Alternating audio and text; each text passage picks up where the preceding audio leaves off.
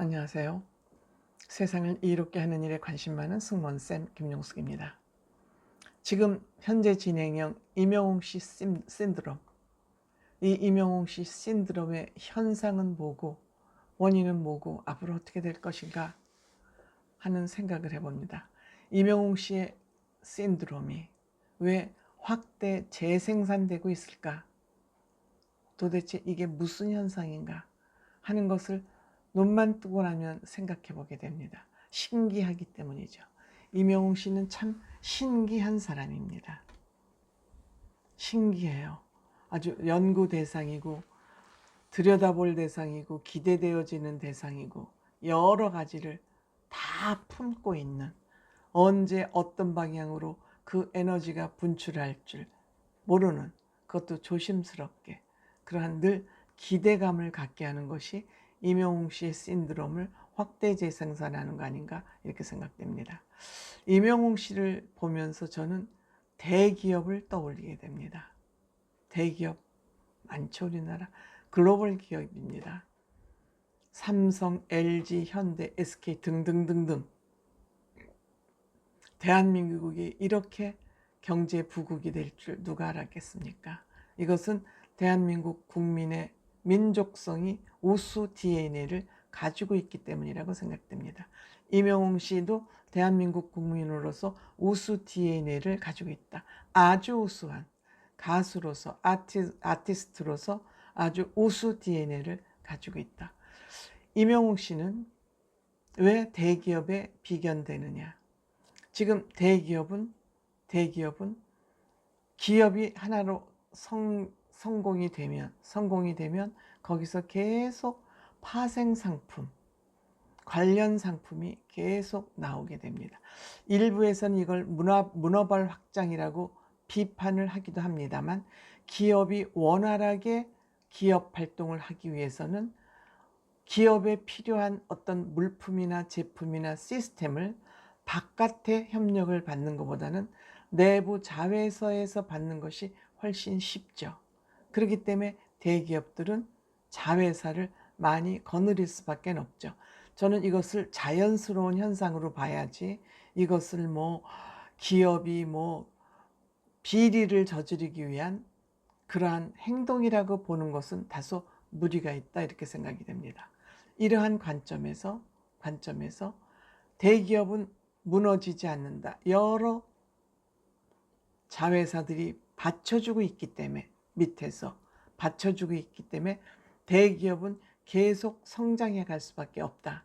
이런 생각이 듭니다. 너무 장황했지만 임영웅 씨를 제가 대기업에 비유하는 이유는 임영웅 씨는 지금 노래만 하고 있습니다만, 임영웅 씨가 앞으로 펼쳐 보일 그 장르나 예술적 장르나, 물론 노래의 장르뿐만 아니라 예술적 장르에서도 임영웅 씨는 지금 보여줄 것이 굉장히 많이 탑재되어 있습니다. 몸 안에. 그래서 임영웅 씨의 우선 신곡만 보더라도 우선 신곡을 내면 인기가 있어요. 이 인기가 있다 보니까 이것은 팬의 인기에서 대중들의 관심사로 확장이 됩니다. 대중들의 관심사로 확장이 되고, 여기에서 다시 또 관심이 재생산하는 선순환 구조를 이어갑니다. 예를 들어서 SNS에서 임영웅 씨에 대한 얘기가 많이 진행이 되잖아요. 많이 소개가 되잖아요. 플랫폼을 많이 찾아보고 스트리밍하고 듣고 유튜브를 듣고 하면서 이렇게 제 관심이 재생산을 재관심으로 이어지면서 SNS의 활동이 활발하게 되죠. 이 활발한 활동이 또 뉴스나 새로운 이 소식이 유튜브에서 이 소식이 또 재생산, 재가공되는 것입니다. 그러면서 임영웅 씨의 노래는 또 소비가 또 되는 겁니다. 그러니까 임영웅 씨는 어떤 액션을 하나 하면은 끊임없이 재생산, 관심, 인기, 이 선순환 구조를 계속 이어가고 있는 것입니다. 그러면서 임영웅 씨가 아티스트로서의 활동하는데 필요한, 예를 들어서 굿즈나 무대 연출이나 또 연관극장 같은 그런 뭐 인생극장 드라마 영상이나 이런 것이 계속 또 재생산되는 겁니다.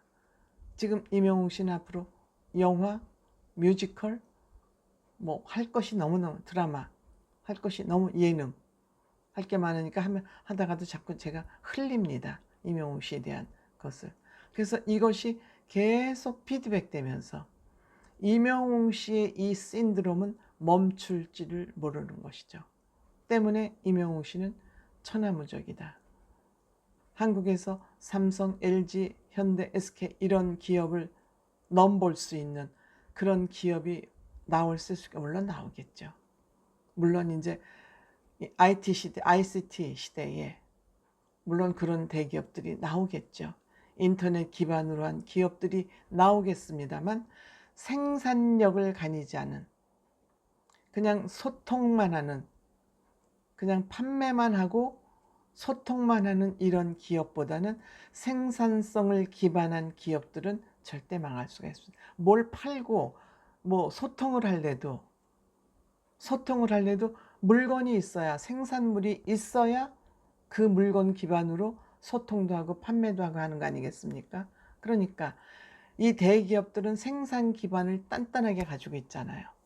임영웅 씨도 본인이 생산자잖아요. 본인이 생산할 수 있는 그 아이디어,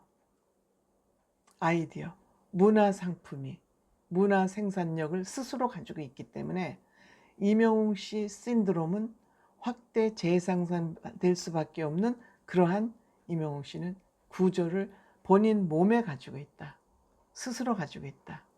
그래서 본인이 스스로 뭔가를 문화 상품을 만들어내야 문화 생산자로서 직접 활동을 해야 뭘 팔든지 소비자들의 관심을 끌든지 대중들의 관심을 끌든지 하지 않겠습니까? 그러니까 아무리 IT 시대다 해도 아무리 플랫폼 시대라 해도 그 플랫폼에서 팔 수 있는 대중들과 소비자들의 관심을 끌 수 있는 그러한 컨텐츠가 없다면 그 플랫폼이라는 것은 허망한 것이다. 공중에 떠 있는 물거품과 같은 것이다.